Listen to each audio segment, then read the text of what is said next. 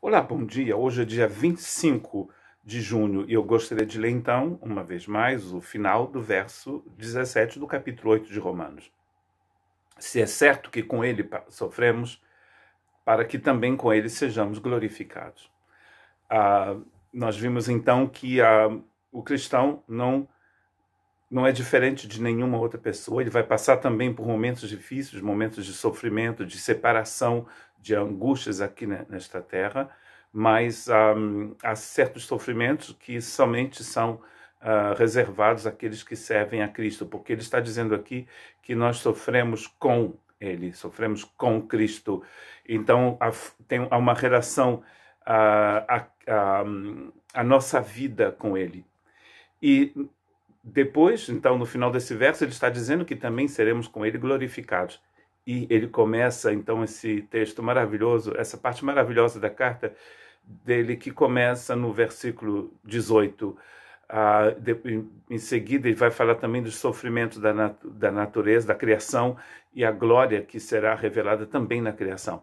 Mas, por enquanto, ele está falando da glória que vai ser revelada nos filhos de Deus. E no verso 18, então, desse capítulo 8 de Romanos, ele diz: porque para mim tenho por certo que as aflições desse tempo presente não são para comparar com a glória que em nós há de ser revelada. E eu creio que aqui ele está falando de qualquer sofrimento que possa nos ocorrer. A gente sabe muito bem que a nossa vida aqui não é fácil, né? Ela é feita às vezes, de muitos sofrimentos.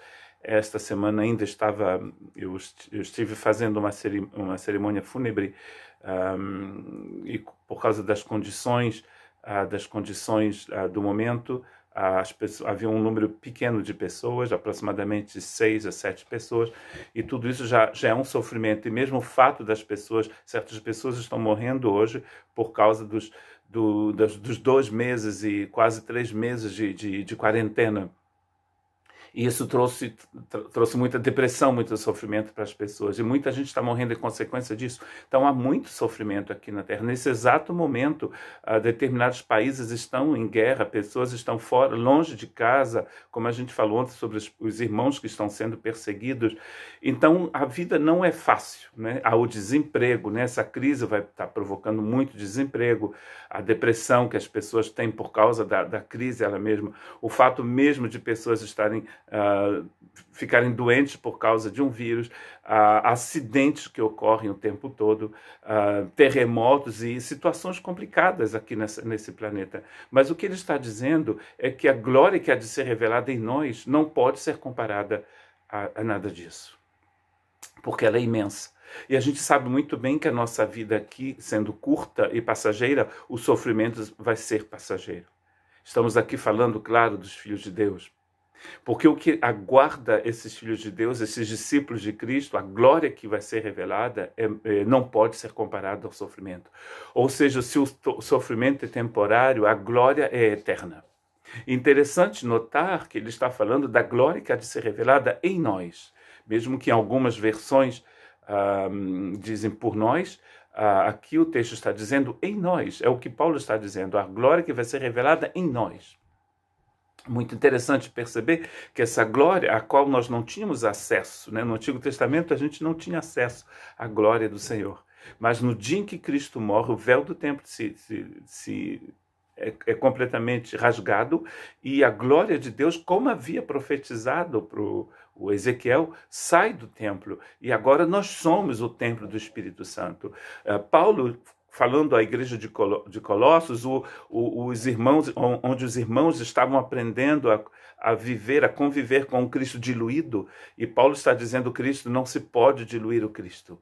O Cristo é todo poderoso, toda a plenitude da divindade habita nele. E num certo momento, no início da carta, aliás, no capítulo 1, versos 26 a 27, Paulo diz que havia um grande mistério que finalmente foi revelado. E esse mistério entre os povos de todo o mundo é que Cristo em nós é a esperança da glória. Então essa glória que há de ser revelada em nós já está em nossos corações, porque Cristo em nós traz a presença dessa glória. E a esperança que temos de termos essa glória, essa luz que nos ilumina, que faz com que sejamos completamente transformados. Inclusive, depois que esse corpo de miséria vai ressuscitar e receber um corpo glorioso, nos diz Paulo, escrevendo aos Coríntios. Então, eu imagino que o sofrimento pelo qual você está passando agora seja um sofrimento verdadeiro, né? Não deixe ninguém dizer, não, isso não quer dizer nada, crente não sofre. Mentira, crente sofre também. Crente chora também. Mas a grande diferença é que a glória que vai ser revelada em você e que já está em você, Cristo em você, essa glória não pode ser comparada ao sofrimento. Ela é infinitamente maior. Que Deus te abençoe.